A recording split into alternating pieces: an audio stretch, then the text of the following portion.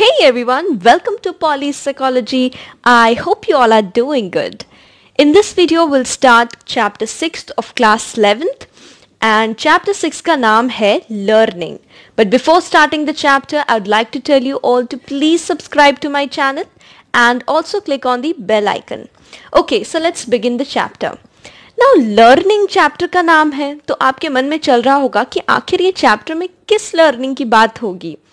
मैं आपको फर्स्ट में क्लियर करवा दूं कि लर्निंग से मतलब है कि ह्यूमन बींग्स के बिहेवियर के बारे में हम लर्न करेंगे इसमें कि कैसे ह्यूमन बींग्स जो हैं वो डिफरेंट काइंड्स ऑफ बिहेवियर को डिफरेंट मेथड्स के मदद से वो लर्न कर लेते हैं और उसी के अकॉर्डिंगली वो एक्ट करते हैं. तो जैसा कि आप प्रीवियस चैप्टर्स से पढ़ के आपको पता होगा कि जो बेबीज़ होते हैं मतलब न्यू बॉर्न्स जब ह्यूमन बींग्स के फॉर्म में न्यू बॉर्न्स होके हम आते हैं न्यू बॉर्न बेबी के फॉर्म में, तो बेबीज़ के जो होते हैं वो कुछ बहुत लिमिटेड काइंड ऑफ बिहेवियर्स होता है या रिस्पॉन्सेस आप कह लें, और वो रिस्पॉन्सेस जो होता है वो बेसिकली रिफ्लेक्स एक्शंस होते हैं और धीरे धीरे जैसे वो बड़े होते हैं वो न्यू बिहेवियर्स को सीखते हैं. और वो न्यू बिहेवियर्स को इसलिए सीख पाते हैं क्योंकि उनका कॉग्निटिव डेवलपमेंट होता है.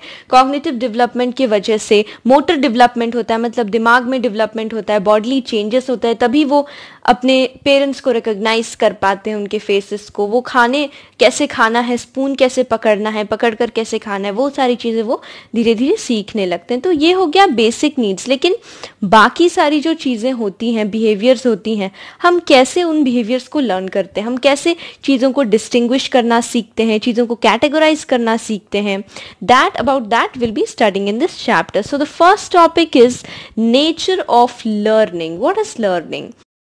Learning may be defined as any relatively permanent change in behavior or behavioral potential produced by experience. इसका मतलब है कि changes due to practice and experience which are relatively permanent are illustrative of learning. This means कि आपके behavior में किसी तरीके का एक चेंज देखने को मिलेगा, और वो चेंज आएगा कैसे? जब आप बहुत बार उस चीज़ को प्रैक्टिस करेंगे और आप उस चीज़ में एक्सपीरियंस्ड हो जाएंगे. मतलब 1, 2, 3 बार करने से ऑफ कोर्स आप उसमें एक्सपीरियंस्ड हो जाएंगे, और आप उसी सेम चीज़ को जब बार बार करते जाएंगे तो वो आपका बिहेवियर में लर्नड हो जाएगा. You learn that behaviour. So let's look at some of the features of learning. Learning involve some kind of experience. Of course ये सुनने पर ही हमें अच्छी तरह से समझ आ रहा है कि किसी चीज़ को लर्न करने से पहले उस टॉपिक को या उस ऑब्जेक्ट का या कोई भी सिचुएशन का एक्सपोजर फर्स्ट होता है, और एक्सपोजर की वजह से हमारा उस चीज़ से एक्सपीरियंस हो जाता है. मतलब वी आर ऑलरेडी एक्सपीरियंस्ड, हम एक्सपीरियंस कर लेते हैं उस चीज़ को. तो लर्निंग को हैपन होने के लिए, मतलब लर्निंग जब होगा उससे पहले some kind of experience it involves. Next is behavioural changes due to learning are relatively permanent. तभी वो लर्निंग कहलाएगा जब वो बिहेवियरल चेंजेस जो है वो परमानेंट हो. मतलब परमानेंटली वो बिहेवियर को आप अगर चेंज कर देते हैं. ऐसा नहीं है कि कभी कभार कुछ होता है कि कुछ ड्रग्स वगैरह के यूसेज से, जैसा कोई मेडिसिन खा लिया, सेडेटिव्स खा लिए, या कभी कभार तबीयत ठीक नहीं लगता तो हम कुछ अलग से बिहेवियर करते हैं, उसे वो टेम्परेरी होता है. सपोजिंग यू आर स्टडिंग और यू आर वॉचिंग टीवी, लेकिन कुछ देर बाद आप वो चीज़ को करना बंद कर देते हो, तो वो क्या हो रहा है कि आप थक जाते हो वो करते हुए, फैटिग हो जाता है, तो आप अपना बिहेवियर को चेंज करते हो, बट दैट इज़ टेम्पररी. लेकिन फीचर्स ऑफ लर्निंग में बताता है कि किसी भी बिहेवियर को हम तब बोलेंगे कि ये चेंज ड्यू टू लर्निंग है जब वो रिलेटिवली परमानेंट हो. Now learning involves a sequence of psychological events. For example, आपको कोई पोएम लर्न करना है या कोई एक लिस्ट ऑफ वर्ड्स है, आपको उसे लर्न करना है, तो आप फर्स्ट क्या करेंगे? आप वो लिस्ट ऑफ वर्ड्स को आप अपने सामने में लेके आएंगे, आप उसे देखेंगे, एनालाइज करेंगे, फिर आप धीरे धीरे उसे पार्ट वाइज हो या एक ही बार में आप लर्न करने की कोशिश करेंगे. मतलब आप दोहराएंगे, बार बार वो चीज़ को आप दोहराएंगे. हो सकता है कि आप वर्बली लर्न करने की कोशिश करें, हो सकता है कि आप लिख के लर्न करने की कोशिश करें. उसके बाद व्हाट यू विल डू, आप उसे प्रैक्टिस करने की कोशिश करेंगे ताकि वो आपके मेमोरी में चला जाए और आपके मेमोरी में आप उसे थोड़ी देर के बाद वापस से प्रोड्यूस कर सकें. तो अगर आप उसे थोड़ी देर के बाद अच्छी तरह से करेक्टली प्रोड्यूस कर पाएंगे तो उसका मतलब है कि आपने उसे लर्न कर लिया। तो लर्निंग क्या है कि एक sequence of psychological events involve करता है, जहाँ पर कि हम अपना फोकस देते हैं। फर्स्ट हम अलर्ट होते हैं, फिर उस चीज़ को अटेंशन देते हैं, अटेंशन से फिर कंसंट्रेशन, कंसंट्रेशन की वजह से अच्छी तरह से प्रैक्टिस करते हैं उसे मेमोराइज करने के लिए, उसके बाद उसे रिटेन करने के लिए हम उसे थोड़ी देर के बाद प्रोड्यूस अगर कर लें तो हम समझते हैं कि हमने इसे लर्न कर लिया है। लास्ट इज लर्निंग, एक इन्फर्ड प्रोसेस है which is different from performance. Of course performance अगर करेक्ट होता है तभी हम समझ पाएंगे कि लर्निंग प्लेस हुआ है, मतलब लर्निंग अच्छी तरह से हुआ है। Supposing your teacher tells you to learn a poem, आपकी इंग्लिश टीचर आपसे कहती हैं कि आप ये पोएम को याद करके आओ, फिर क्लास के सामने सभी के सामने आपको रिसाइट करना है। तो आप अपने प्लेस में गए, आपने लर्न किया वो पोएम को, आप देखे, समझे, 2-3 बार ऐसे ही पढ़े, उसके बाद मेमोराइज करने की कोशिश किए। उसके बाद जब आप जाके परफॉर्म करोगे, मतलब जाके क्लास के आगे बोलोगे, दैट इज परफॉर्मेंस। और अगर परफॉर्मेंस में आपने एक भी गलती नहीं की तब टीचर बोल सकती हैं कि हाँ लर्निंग हैज टेकन प्लेस, क्योंकि आपने उसे अच्छी तरह से लर्न किया। तो परफॉर्मेंस के बेसिस में हम लर्निंग को इन्फर करते हैं, that's why learning is an inferred process. Let's move on to the paradigms of learning. Paradigms of learning के टॉपिक के अंडर में बताया गया है कि जो सिंपलेस्ट काइंड ऑफ लर्निंग है उसे हम कंडीशनिंग कहते हैं। कंडीशनिंग के टॉपिक के वजह से कुछ टाइप्स ऑफ कंडीशनिंग हमारे बुक्स में डिस्कस्ड है। तो सबसे पहला है classical conditioning, then is instrumental और operant conditioning, third is observational learning, fourth is cognitive learning, then verbal learning, last is concept and skill learning. तो ये सारे टॉपिक्स हमारे बुक में डिस्कस्ड है। Let's look at the first one, which is classical conditioning. Classical conditioning was first investigated by Ivan P. Pavlov. Ivan P. Pavlov was primarily interested in the physiology of digestion. तो physiology of digestion के ऊपर में study करने वाले person वो कैसे classical conditioning के ऊपर स्टडी करने लग गए। मैं आपको बता दूं कि फिजियोलॉजी ऑफ डाइजेशन को समझने के लिए भी वो डॉग्स को अपना सैंपल बनाए थे, वो डॉग्स के ऊपर एक्सपेरिमेंट करके देख रहे थे। तो उन्हें एक चीज़ नोटिस में आया उनके कि जब वो अपनी स्टडीज कर रहे थे, he notice that the dogs on whom he was doing his experiments, they started secreting saliva as soon as they saw the empty plate in which the food was served. तो एक चीज जो उन्होंने notice किया कि जो dogs थे उनके सामने खाना आने के पहले ही वो उस खाने के प्लेट को ही देख के सलाइवेट करने लगते थे।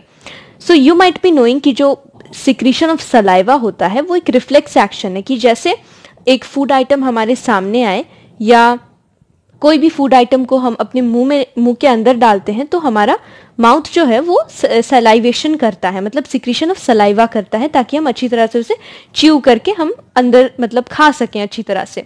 So that is an unconditioned response, क्योंकि ये नेचुरल है। तो उन्होंने ये चीज़ नोटिस किया कि डॉग्स के सामने तो खाना नहीं है लेकिन वो सलाइवेट कैसे कर सकते हैं। इस चीज़ को अच्छी तरह से समझने के लिए उन्होंने एक अलग सा एक्सपेरिमेंट डिज़ाइन किया and again he use dogs को ही यूज़ करके वो ये एक्सपेरिमेंट को बनाए। इन द फर्स्ट फेज वो एक डॉग को ही placed that dog in a box and harnessed, मतलब डॉग को वो एक बॉक्स के अंदर भर देते हैं जो कि अंडर कंट्रोल होता है। नाउ उस डॉग को वो उस बॉक्स के अंदर कुछ टाइम तक छोड़ देते हैं and this was repeated a number of times on different days. तो दो दिनों में या हर एक दिन में छोड़ के वो डॉग को वो बॉक्स के अंदर भर देते थे और उसे छोड़ देते थे कुछ टाइम के लिए। In the meantime, a simple surgery was conducted and one end of a tube was inserted in the dog's jaw and the other end of the tube was put in a measuring glass. इसका मतलब है कि कुछ दिन पहले dog के mouth में surgery करने से पहले इवान पी पैवलोव क्या करते थे कि उस डॉग को कुछ दिनों तक वो बॉक्स में भर देते थे ताकि वो वहाँ पे एक्वेंटेड हो जाए, ताकि वो एनिमल जो है उसके माइंडसेट में हो कि okay this is normal, this is something normal. तो वैसे ही जब कुछ दिन हो गए तो तभी जाके उन्होंने उस डॉग को हैबिचुएटेड करने के बाद कुछ दिनों के बाद वो डॉग के पास गए। जब वो बॉक्स के अंदर में था कुछ समय तक वो रहता था, फिर वो उसे निकाल देते थे, लेकिन कुछ दिनों के बाद जब वो अंदर में था तब उसके जॉस में उन्होंने एक सर्जरी कर दिया। क्या सर्जरी था? सर्जरी था कि एक ट्यूब उन्होंने उसके जॉ के एंडिंग से अटैच करके एक मेजरिंग ग्लास को मतलब कनेक्ट कर दिया, उसका जॉज और एक मेजरिंग ग्लास के बीच में एक ट्यूब कनेक्ट कर दिया। ये था पहला फेज। अब चलते हैं सेकेंड फेज की ओर। Second phase of the experiment में डॉग को कुछ समय तक हंग्री रखा गया, मतलब भूखा रखा गया, and it was placed in harness with one end of the tube ending in the jaw and the other end in the glass। तो जब ग्लास जार में, तो जब वो डॉग को दूसरे दिन वो लेके आए उसी बॉक्स के अंदर, second phase of the experiment पहुंच जाता है, तब उन्होंने उस डॉग को हंग्री ही लाया, उसको खाना नहीं दिया गया था, उसे हंग्री लाया गया, और तब उसका जॉज और जो मेजरिंग ग्लास है उसके बीच में एक मेजरिंग मतलब जो ट्यूब है, ट्यूब को वो कनेक्टेड कर दिए थे। नाउ डॉग के सामने में a bell was sounded and immediately there after food और the meat powder was serve to the dog. जब वो हंग्री था, थोड़ी देर बाद क्या हुआ कि एक बेल का साउंड आया और तुरंत से खाना पेश किया गया।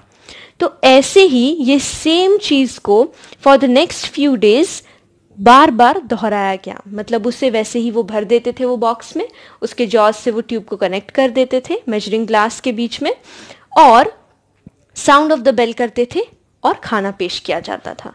तो इससे क्या हुआ कि बहुत सारा ट्रायल्स हुआ। बहुत सारा ट्रायल्स होने के बाद डॉग को ये पता लग गया था कि जब साउंड ऑफ द बेल होता है उसके बाद खाना पेश किया जाता है। तो of course sight of food देख के वो सैलिवेट करेगा ही, सलाइवा सिक्रीशन होगा। After a number of trials Ivan P Pavlov ने क्या किया कि फाइनली वो टेस्ट ट्रायल किए। टेस्ट ट्रायल में वो क्या करते हैं कि साउंड ऑफ द बेल करते हैं लेकिन खाना पेश नहीं करते, थोड़ी देर के बाद किया जाता है खाना। तो उसमें व्हाट ही नोटिसेस, उन्होंने नोटिस किया कि साउंड ऑफ द बेल में ही डॉग स्टार्टेड सलाइवेटिंग, क्योंकि उसने ये बिहेवियर लर्न कर लिया था कि जब साउंड ऑफ द बेल होगा तब खाना पेश किया जाएगा। तो इससे उसने वो बिहेवियर को लर्न किया और कंडीशनड स्टिमुलस में उसने कंडीशनड रेस्पॉन्स दे दिया। कंडीशन मतलब कि जैसे कि आपने लर्न करवाया है, वो नेचुरल नहीं है। कंडीशनड स्टिमुलस यहाँ पर साउंड ऑफ द बेल हो गया, कंडीशनड रिस्पॉन्स हो गया सलाइवा सिक्रीशन, और अनकंडीशनड स्टिमुलस है फूड, क्योंकि फूड को देख के तो आप नेचुरली सलाइवेट करेंगे ही। तो food is the unconditioned stimulus, salivation is the unconditional response, वो होगा ही। बट यहाँ पे एक्सपेरिमेंट से पता चल गया कि लर्निंग के वजह से साउंड ऑफ द बेल बन जाता है कंडीशनड स्टिमुलस और सलाइवा सिक्रीशन बन जाता है कंडीशनड रेस्पॉन्स। तो इसे SS लर्निंग भी कहा गया है, क्योंकि स्टिमुलस स्टिमुलस लर्निंग, एक स्टिमुलस है जो कि साउंड ऑफ द बेल है और दूसरा स्टिमुलस है फूड, और फूड के बाद ही जो रेस्पॉन्स है सलाइवेशन का वो आता है। That's why it is also known as stimulus stimulus learning. Let's look at the determinants of classical conditioning. Time relations between stimuli is the first one. Time relations का मतलब है कि स्टिमुलस और स्टिमुलस, दो स्टिमुलस हैं यहाँ पे, एक है साउंड ऑफ द बेल और दूसरा है फूड। तो ये दोनों को पेश करने के बीच में जो टाइम गैप होता है, मतलब कि आपने साउंड ऑफ द बेल लगाया, उसके बाद कितने टाइम के बाद आप वो खाना पेश करते हैं, दैट इज टाइम रिलेशन। तो पहला 3 जो डिस्कस्ड है उसे फॉरवर्ड कंडीशनिंग कहते हैं, लास्ट वाला बैकवर्ड कंडीशनिंग है। फर्स्ट इज साइमल्टेनियस कंडीशनिंग, जहाँ पे कंडीशन स्टिमुलस और अनकंडीशनल स्टिमुलस को एक साथ प्रेजेंट किया जाता है। Supposing sound of the bell and खाना को एक साथ लाया गया। डिलेड कंडीशनिंग में पहला साउंड ऑफ द बेल है, उसके थोड़ी देर बाद जब साउंड ऑफ द बेल खत्म हो जाता है तब खाना पेश किया जाता है। Trace conditioning is the third one, जहां पे कि first condition stimulus is presented, then unconditional stimulus with some time gap, मतलब कि बहुत देर के बाद वो अनकंडीशनल स्टिमुलस को लाया जाता है। Last is backward conditioning. Backward conditioning में पहले अनकंडीशनड स्टिमुलस को ला रहे हैं, उसके बाद कंडीशन, मतलब सपोजिंग पहले खाना लाया उसके बाद घंटी बजाई। तो जो मोस्ट इफेक्टिव है to acquire a condition response, मतलब लर्निंग करवाने के लिए जो मोस्ट इफेक्टिव है वो होता है डिलेड कंडीशनिंग, जहाँ पे कि आप पहले कंडीशन स्टिमुलस देते हैं, मतलब बेल बजाते हैं और तुरंत से खाना लेके आते हैं। Next determinant is type of the unconditioned stimulus. Types में आता है एपिटेटिव या फिर एवर्सिव। एपिटेटिव का मतलब है कि जो ऑटोमेटिकली हमें अप्रोच रिस्पॉन्स एलिसिट कराता है, क्योंकि वो हमें आइदर सेटिस्फैक्शन देता है या फिर प्लेजर देता है। And here in this type of stimulus the learning occur slower and it requires greater number of trials. लेकिन एवर्सिव में, एवर्सिव टाइप ऑफ स्टिमुलस वो इट एलिसिट्स अवॉइडेंस और एस्केप रिस्पॉन्सेज, क्योंकि ये पेनफुल अनडिजायरेबल चीज़ें होती हैं हमारे साथ। अगर यहाँ पे सेटिस्फैक्शन हो रहा है एपिटेटिव में, तो यहाँ पे पेन होता है, it is accompanied by pain. That's why ये जो है एवर्सिव है, हम इसे एक्सपीरियंस नहीं करना चाहते। लेकिन अगर इस मेथड से, इस स्टिमुलस से अगर आप किसी को लर्निंग करवाना चाह रहे हैं तो it is established with in 1, 2 और 3 ट्रायल्स ओनली। तो यहाँ पे लर्निंग फास्टर होता है एवर्सिव स्टिमुलस में। Third is the intensity of condition stimulus. अगर ज़्यादा इंटेंस स्टिमुलस है तो ज़्यादा अच्छे से लर्निंग होगी, मोर इफेक्टिव रहेगी, and it will require fewer acquisition trials also. Next is operant or instrumental conditioning. Operant conditioning was first investigated by B.F. Skinner. Now, he studied occurrence of voluntary responses when an organism operates on the environment. इसलिए operants word use किया गया है, और operants का मतलब है those behaviors or responses which are voluntary emitted and are under control। मतलब आप खुद से वो response को voluntarily, मतलब चाह के आप वो behavior करते हो, and it is condition due to consequences. और आप वो बिहेवियर को लर्न क्यों कर लेते हो? क्योंकि उसके एंड में जो कॉन्सिक्वेंसेस आता है उसके वजह से आप लर्न कर लेते हो। तो ऑफ कोर्स आपको समझ में आ रहा होगी कि जो कॉन्सिक्वेंसेस है that would be of appetitive type, मतलब कि अप्रोच करने लायक वाला चीज होगा, कोई एवर्सिव चीज नहीं होगी एंड में। सो B.F. Skinner he did his studies on rats and pigeons. तो उन्होंने एक स्किनर बॉक्स बनाया था जिसके अंदर में उन्होंने स्टडी किया रैट्स और पीजन्स के ऊपर। तो एक जो सेटअप था उनके एक्सपेरिमेंट का, उसमें व्हाट ही डिड वाज, वो एक रैट को स्किनर बॉक्स में डाल देते हैं। ही मेक्स श्योर कि रैट जो है वो हंग्री है, और रैट जब वो चेम्बर के अंदर पहुंच जाता है तो वो धीरे धीरे यहाँ वहाँ देखता है, एक्सप्लोर करता है, उसके बाद उसे भूख लगने लगती है। तो जो चेम्बर का वॉल होता है वहाँ पे एक लिवर अटैच्ड होता है जिसको कि प्रेस करने से फूड पैलेट आएगा, मतलब खाना आपके सामने आ जाएगा। तो जैसे ही वो ऐसे एक्सप्लोर कर रहा होता है, गलती से उसका हाथ चला जाता है उस लिवर के ऊपर। तो जब लिवर प्रेस हो जाता है, खाना चला आता है, तो बहुत बढ़िया बात हुई। तो रैट को ये चीज़ समझ में तब तक नहीं आता है, लेकिन after a number of trials वो धीरे धीरे ये चीज़ को लर्न करने लगता है कि ओके, जब हम लिवर प्रेस कर रहे हैं तो खाना आ रहा है। तो एक्सपेरिमेंट कब डन होगा? टेस्ट ट्रायल में देखा जाएगा कि जैसे ही रैट को आप उस BF मतलब स्किनर बॉक्स के अंदर आप भरेंगे, जो कि BF स्किनर ने बनाया था, वो चेम्बर हम स्किनर बॉक्स कहते हैं उसे, उसमें भरेंगे, वो तुरंत से वो लिवर को प्रेस कर देगा और उसके सामने खाना आ जाएगा। तब हम समझ जाएंगे कि इसके ऊपर ऑपरेंट कंडीशनिंग का असर हुआ है या इंस्ट्रूमेंटल कंडीशनिंग का असर हुआ है। सो यहाँ पे ऑपरेंट रेस्पॉन्स होता है प्रेसिंग द लिवर, और उसका कॉन्सिक्वेंस है getting food. That's why it is known as instrumental learning, क्योंकि एक कॉन्सिक्वेंस के लिए वो बिहेवियर बार बार किया जा रहा है। इसके भी कुछ डिटर्मिनेंट्स हैं ऑपरेंट कंडीशनिंग के। Now operant conditioning has got some consequences in the end, इसलिए हम वो बिहेवियर को लर्न करते हैं, और इन्हीं कॉन्सिक्वेंसेस को we call it as reinforcers. So reinforcer is any stimulus और event which increases the probability of occurrence of a desired response. तो जो रेस्पॉन्स आप देखना चाह रहे हैं उसको इंक्रीज करने के लिए आप रेनफोर्समेंट्स लगाइए, तभी वो बिहेवियर जो है वो इंक्रीज हो जाएगा। रेनफोर्सर्स पॉजिटिव हो सकते हैं, नेगेटिव हो सकते हैं। पॉजिटिव में वो बिहेवियर ज़्यादा लर्न होगा, नेगेटिव में वो बिहेवियर लर्न नहीं किया जाएगा क्योंकि वो एवर्सिव हो जाएगा। नाउ नंबर ऑफ फ्रीक्वेंसीज पे डिपेंड करता है कितनी बार आप उसे यूज़ कर रहे हैं। क्वालिटी है, सुपीरियर है, इन्फीरियर है, एंड स्केड्यूल है इसका। आइदर आप कंटिन्यूस तरीके से रेनफोर्समेंट्स देते रहेंगे या फिर आप पार्शियल, मतलब कभी दिया तो कभी नहीं दिया। किसी ट्रायल में आपने रेनफोर्समेंट दिया तो नहीं दिया। Now next is nature of the response और बिहेवियर टू बी कंडीशनड। ये भी डिटर्मिनेंट है कि रेस्पॉन्स का नेचर क्या है और आप कौन से बिहेवियर को कंडीशन करना चाह रहे हैं। नेक्स्ट इज इंटरवल और length of the time that lapses between the occurrence of response and reinforcement. मतलब कि अगर आप कोई कंडीशन स्टिमुलस दे रहे हैं, उसके बाद अगर आप बहुत देर के बाद या आप नंबर ऑफ ट्रायल्स करते हैं, लेकिन कुछ ट्रायल्स में रेनफोर्समेंट देते हैं, कुछ में नहीं देते, तो तब क्या होगा कि बिहेवियर को लर्न करना थोड़ा सा मुश्किल हो जाएगा। लेकिन अगर आप एक कंटिन्यूस तौर से आप रेनफोर्समेंट्स प्रोवाइड करते हैं तो बिहेवियर बहुत जल्दी लर्न होगा। तो टाइप्स ऑफ रेनफोर्समेंट्स में आता है पॉजिटिव, नेगेटिव एंड पॉजिटिव जो है वो होता है स्टिमुली विद प्लेजेंट कॉन्सिक्वेंसेज, जो कि आप करना पसंद करते हैं. Negative involves unpleasant and painful stimuli. Now you should note कि negative reinforcement is different from punishment, क्योंकि पनिशमेंट में जो भी बिहेवियर होता है इट रिड्यूसेस और सप्रेसेस द रिस्पॉन्स. पनिशमेंट के वजह से वो बिहेवियर आइदर रिड्यूस होता है या फिर सप्रेस होता है, लेकिन कभी भी पूरी तरह से वो बिहेवियर चेंज नहीं हो सकता है, इसलिए वो नेगेटिव रेनफोर्समेंट नहीं है, उसे पनिशमेंट कहते हैं. नाउ अदर फीचर्स आर, जिसमें कि डिपेंड करता है कि कैसा ऑपरेंट कंडीशनिंग होगा, इज नंबर ऑफ ट्रायल्स. आप कितना ट्रायल्स लगा रहे हैं वो बिहेवियर को लर्न करवाने के लिए, आपका रेनफोर्समेंट का अमाउंट कितना है, आपका क्वालिटी ऑफ रेनफोर्समेंट क्या है.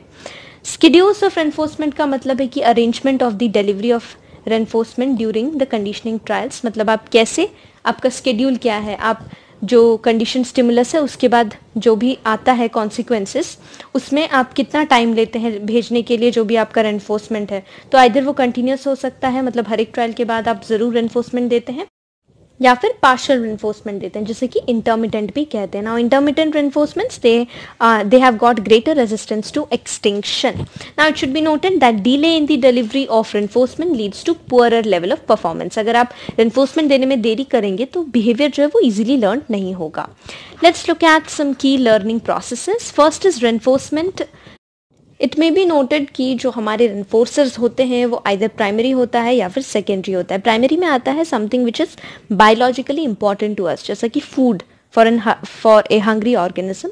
और सेकेंडरी रेनफोर्सर्स में आता है वो चीज़ which is like desirable, like money, praise, grades. इसे हम रेनफोर्सर्स के तौर पर यूज़ कर सकते हैं.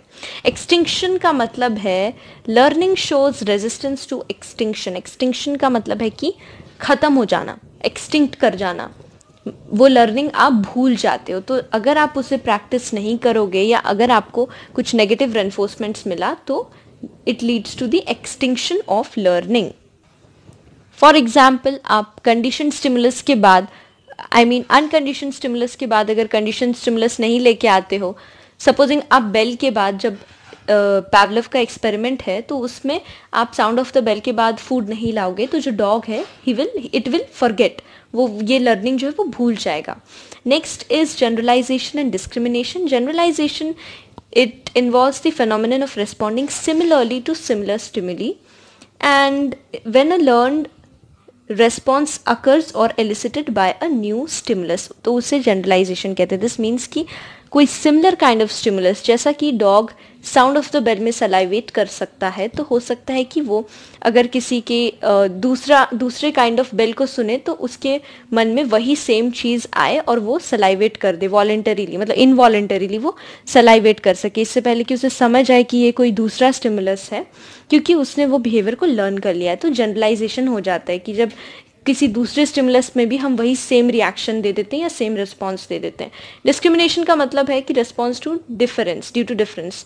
हम डिफ्रेंशिएट करना समझ जाते हैं और इसलिए हम उसे डिस्क्रिमिनेट करते हैं. डिपेंड्स ऑन द कैपेसिटी और लर्निंग ऑफ ऑर्गेनाइजेशन.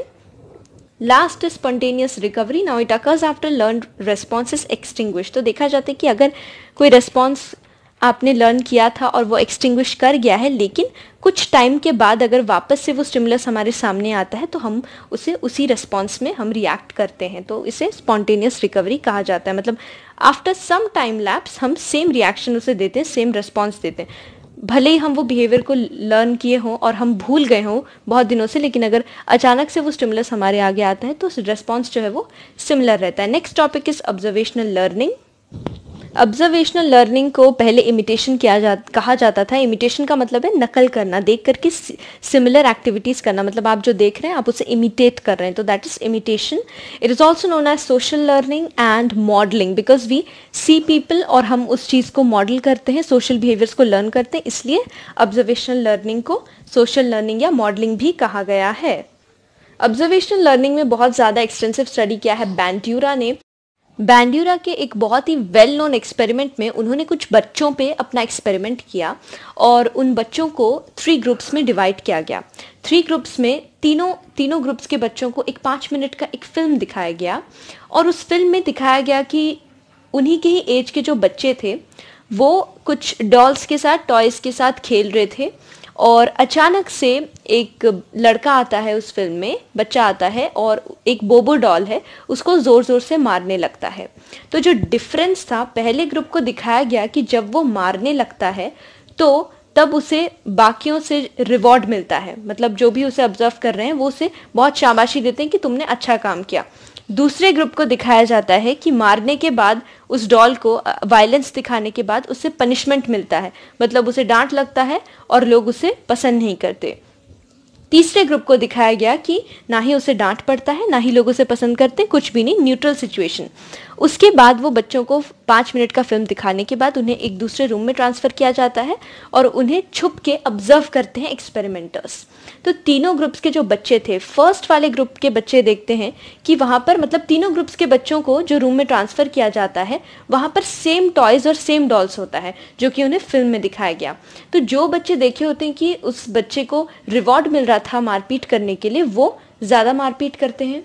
जो बच्चे देखते हैं कि उसे पनिशमेंट मिल रहा था वो अच्छी तरह से खेलते हैं, अच्छे बच्चों की तरह कोई वायलेंस नहीं करते, कोई तोड़फोड़ नहीं मचाते, अच्छी तरह से खेलते हैं डॉल्स के साथ। और तीसरे ग्रुप को, जहाँ पे कि कुछ भी नहीं दिखाया गया था, ना उसे डांट पड़ा, ना लोगों ने अच्छा रिवॉर्ड दिया, वो लोग अपना बिहेवियर को न्यूट्रल रखते हैं। तो इससे क्या होता है कि बैंड्यूरा हमें बताते हैं कि हमारा जो परफॉर्मेंस होता है it is also influenced by the reward and punishment. मतलब भले ही हम ऑब्जर्वेशनल लर्निंग के थ्रू में हम उस चीज़ को लर्न करते हैं, we learn a particular kind of behaviour, लेकिन हमारा परफॉर्मेंस जो है, मतलब जब एक्चुअल टाइम आता है कुछ चीज़ करने का, तो वो डिपेंड करता है रिवॉर्ड और पनिशमेंट में। सो इस थ्योरी से, मतलब ऑब्जर्वेशनल लर्निंग का यूज़ करके हम और भी चीज़ों के बारे में पढ़ सकते हैं, जैसा कि अग्रेसिवनेस है, प्रो सोशल बिहेवियर है, कर्टसी है, पोलाइटनेस है, डिलीजेंस है, इंडोलेंस है। ये सारी चीज़ों को भी हम इसी ऑब्जर्वेशनल लर्निंग के टॉपिक के अंदर में पढ़ सकते हैं। Next topic is cognitive learning. Cognitive learning ये बताता है कि it focuses on what the learner knows, मतलब जिस पर्सन जो भी बिहेवियर शो कर रहा है उसने क्या चीज़ लर्न किया और उसे खुद को क्या पता है, मतलब उसका कॉग्निटिव स्किल्स कितना है, उसका नॉलेज कितना है, इस चीज़ में फोकस करता है कॉग्निटिव लर्निंग। लेकिन हमने देखा कि ऑब्जर्वेशनल लर्निंग में हम कुछ चीज़ें देख के समझते हैं, या फिर क्लासिकल में हम स्टिमुलस को रिलेट करके हम बिहेवियर को शो करते हैं, लेकिन कॉग्निटिव में बताते हैं कि लर्नर को क्या पता है। तो 2 टाइप्स के लर्निंग दिए गए हैं। First is the insight learning. Insight learning के अंडर में एक एक्सपेरिमेंट है which was performed by Kohler. तो कोहलर ने एक सीरीज ऑफ एक्सपेरिमेंट किया था चिंपैंजीज के साथ। चिंपैंजीज को उन्होंने एक एनक्लोज्ड प्ले एरिया में रख दिया जहाँ पे कि खाना जो था वो आउट ऑफ रीच था, मतलब कहीं ऊपर में वो खाना को वो दिख रहा था, लेकिन आप जो भी चिंपैंजी का हाइट था वो इजीली उस खाने को नहीं ला सकता। तो वो इनक्लोज्ड प्ले एरिया में कुछ देर तक घूमता फिरता है, खेलता है। उसके बाद उसे जब भूख लगने लगती है तब वो उसका नज़र वो उस खाने पे जाता है। तो खाने को वो वैसे ही नहीं ला सकता, वो बहुत कोशिश करता है और उसके बाद उसे अचानक से रूम में, उस जो एनक्लोज्ड एरिया होता है प्ले एरिया, वहाँ पे एक्सपेरिमेंटर ने कुछ पोल्स और बॉक्सेस डाल के रखे हुए रहते हैं। तो उसे अचानक से इंसाइट आता है, अचानक से समझ आता है कि अरे ये पोल्स और बॉक्सेस का यूज़ करके मैं उस फूड को ला सकता हूँ। तो इसलिए वो बॉक्सेस लगाता है, उस पर चढ़ जाता है और पोल्स की मदद से खाने को नीचे ले आता है। तो इस टाइप के लर्निंग को, जो कि मतलब सडन फ्लैशेस में आता है, मतलब आप कुछ देर तक सोचते हैं कि क्या होगा क्या नहीं, और अचानक से आपके दिमाग में वो आइडिया आ जाता है, उसे इनसाइट लर्निंग कहते हैं। Here the problem suddenly becomes clear. Next is latent learning. यहाँ पे new behaviour is learn but not demonstrated until reinforcement is provided. तो लेटेंट लर्निंग का एक्सपेरिमेंट किया था टोलमैन ने। टोलमैन ने 2 ग्रुप्स ऑफ कैट को एक मेज में छोड़ दिया और दोनों ग्रुप्स को अपॉर्चुनिटी था एक्सप्लोर करने का। तो दोनों ग्रुप्स जो थे, मतलब रैट के, वो दोनों रैट्स जो थे, फर्स्ट वाला रैट भी आराम से मेज़ में एक्सप्लोर कर सकता है, दूसरा वाला रैट भी आराम से मेज़ में एक्सप्लोर कर सकता है, घूम सकता है, फिर सकता है। लेकिन फर्स्ट वाले रैट को रिवॉर्ड मिलता है, मेज़ के ख़त्म हो जाने पर कुछ खाना होता है, लेकिन सेकेंड वाले रैट को जो है रिवॉर्ड नहीं मिलता। तो इसमें क्या होता है कि कुछ देर के बाद, मतलब आफ्टर नंबर ऑफ ट्रायल्स, वो देखते हैं कि जो फर्स्ट ग्रुप ऑफ रैट्स होते हैं वो इजीली रेनफोर्समेंट की वजह से, उस खाने की वजह से मेज़ में बहुत जल्दी जल्दी भाग के वो मेज़ के एंडिंग से खाना वो ले जाते हैं। लेकिन सेकंड ग्रुप ऑफ रैट्स में क्या होता है कि वो सेकंड ग्रुप ऑफ रैट्स को वापस से रेनफोर्समेंट देने लगते हैं। मतलब पहले जब वो खाना प्रोवाइड नहीं कर रहे थे, इस बार एक्सपेरिमेंट की वजह से, टेस्ट ट्रायल की वजह से वो खाना देते हैं, तो वो देखते हैं कि ये रैट्स भी जो है उसी सेम तरीके से वो एकदम से फास्ट जाके वो खाने को अचीव कर लेते हैं। तो इससे क्या पता चलता है कि सेकेंड ग्रुप ऑफ रैट्स जो थे उन्हें पता था कि मेज़ का नक्शा क्या है, वो एक कॉग्निटिव मैप बनाते हैं और उन्हें पता होता है कि हाँ एंड में तो रेनफोर्समेंट कुछ भी नहीं है, तो वो बिहेवियर क्यों शो करें। लेकिन जैसा रेनफोर्समेंट उनकी आंखों के सामने आ जाता है वो वही बिहेवियर शो करते हैं। मतलब उनका ये जो लर्निंग है वो लेटेंट होता है। लेटेंट का मतलब है छुप के, but they know it. Reinforcement जब तक आंखों के सामने नहीं आता वो ये बिहेवियर को शो नहीं करते। Last topic for our video is verbal learning. Verbal learning is limited to human beings और वर्बल लर्निंग करने के लिए वैरायटी ऑफ मटेरियल्स यूज़ किया गया है साइकोलॉजिस्ट द्वारा, जिससे कि वो स्टडी करते हैं कि कैसे इंसान वर्बल लर्निंग करते हैं। Now these include nonsense syllables, familiar words, unfamiliar words, sentences and paragraphs. There are some methods used in studying verbal learning. पहला है paid associate learning. Paid associate learning का मतलब है कि दो वर्ड्स दिया जाता है। पहला वर्ड को हम स्टिमुलस कह सकते हैं और दूसरे वर्ड को रेस्पॉन्स। इस एक्सपेरिमेंट में जो स्टिमुलस वर्ड होता है वो नॉनसेंस सिलेबल्स होता है, जिसका कि कोई मतलब नहीं है। तो एक्सपेरिमेंटर जो होते हैं वो अपने सब्जेक्ट को दोनों वर्ड्स दिखाते हैं, जो फर्स्ट वर्ड है और सेकंड वर्ड। जो स्टिमुलस होना है नॉनसेंस सिलेबल और जो मीनिंगफुल वर्ड है इंग्लिश नाउन का, उसे दिखाते हैं एक बार। तो दिखाने के बाद वो उनसे कहते हैं कि आपको ये जो रेस्पॉन्स वाले वर्ड्स हैं वो याद करने हैं। तो जब ट्रायल्स होता है, मतलब टाइम ऑफ टेस्ट आता है, तो एक्सपेरिमेंटर पूछते हैं, मतलब सबसे पहले वो नॉनसेंस वाले वर्ड को बोलते हैं, नॉनसेंस सिलेबल वाले वर्ड को बोलते हैं। तो सब्जेक्ट को रेस्पॉन्ड करना होता है वो मीनिंगफुल इंग्लिश नाउन। तो जो सक्सेसफुल एक्सपेरिमेंट तब कहलाता है जब the subject is able to remember all the responses without forgetting any even one. तो जब सारे रेस्पॉन्सेस वो अच्छी तरह से करेक्टली बोल सकते हैं तो हम कह सकते हैं कि एक्सपेरिमेंट जो है वो सक्सेसफुल हो गया।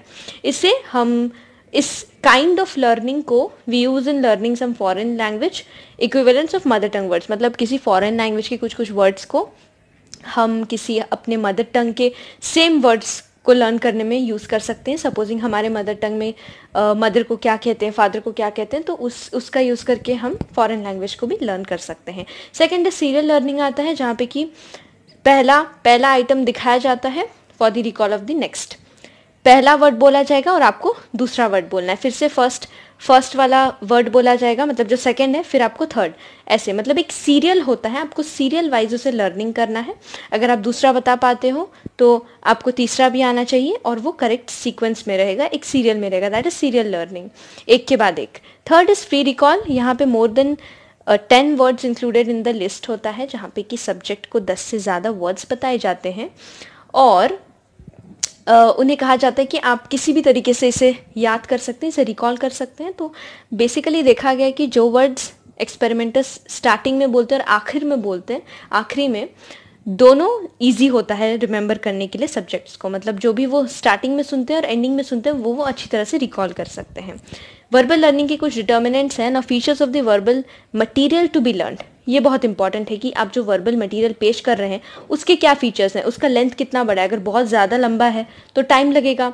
मीनिंगफुलनेस कितना है, कितना मतलब नॉनसेंस सिलेबल्स यूज़ किया गया है या फिर कुछ मीनिंग है। मीनिंग होता है तो हम अपने दिमाग में एसोसिएशन करके हम उसे अच्छी तरह से कैटेगराइज करके लर्न भी कर सकते हैं। उसका फ्रीक्वेंस, रिलेशन, एसोसिएशन, ये सब इम्पॉर्टेंट है। नाउ यहाँ पे एक इसे लर्निंग करने के लिए आता है टोटल टाइम प्रिंसिपल, जहाँ पे कि बताते हैं कि एक फिक्स टाइम रिक्वायर्ड होता है एक फिक्स्ड अमाउंट ऑफ मटेरियल को समझने के लिए या लर्न करने के लिए बेसिकली। तो अगर लॉन्ग लिस्ट ऑफ वर्ड्स दिया जाएगा तो टाइम भी उतना लगेगा, और जितना ज़्यादा टाइम लगता है लर्निंग में, लर्निंग उतने अच्छी तरीके से होता है, मतलब परफेक्ट लर्निंग होता है। नाउ जब फ्री रिकॉल ऑफ वर्ड्स किया जाता है तो एक चीज़ नोटिसेबल है कि जो पार्टिसिपेंट्स होते हैं वो उस वर्ड को एक नए ऑर्डर में पेश कर देते हैं। मतलब जिस ऑर्डर में आपने बताया था उसी ऑर्डर में नहीं करके वो एक अपना एक कैटेगराइज कर देते हैं और वो उसी तरह से बोलते हैं। सपोजिंग आपने फ्रूट्स को पहले किसी फ्रूट का नाम कहा होगा, फिर किसी कार का नाम, फिर एक और फ्रूट, तो वो क्या करते हैं कि सारे फ्रूट्स का नाम एक ही साथ बोल देते हैं। तो इससे पता चलता है कि उनके दिमाग में एक एक कॉन्सेप्ट सा बन जाता है। तो बूसफील्ड ही फर्स्ट डेमोन्स्ट्रेटेड दिस एक्सपेरिमेंटली। उन्होंने इस 60 वर्ड आई मीन 60 वर्ड का एक लिस्ट बनाया जिसमें कि 15 वर्ड्स हर एक कैटेगरी में प्रेजेंट थे, और ये कैटेगरीज थे, लोगों के नाम हो सकते हैं, कुछ भी नेम्स थे, एनिमल्स थे, प्रोफेशंस थे और वेजिटेबल्स के नाम थे। ओके, सो उन्होंने देखा कि वो ये वर्ड्स को पार्टिसिपेंट्स को रैंडम ऑर्डर में पेश करते हैं, लेकिन पार्टिसिपेंट्स जो है, जब फ्री रिकॉल आता है, वो ये सारे वर्ड्स को एक कैटेगरी में कर देते हैं, मतलब सारे नाम को वो एक ही बार में रिकॉल करते हैं, वेजिटेबल्स को एक ही साथ, और डिफरेंट जो प्रोफेशंस है उसको एक साथ। तो इसे वो कैटेगरी क्लस्टरिंग बोले हैं।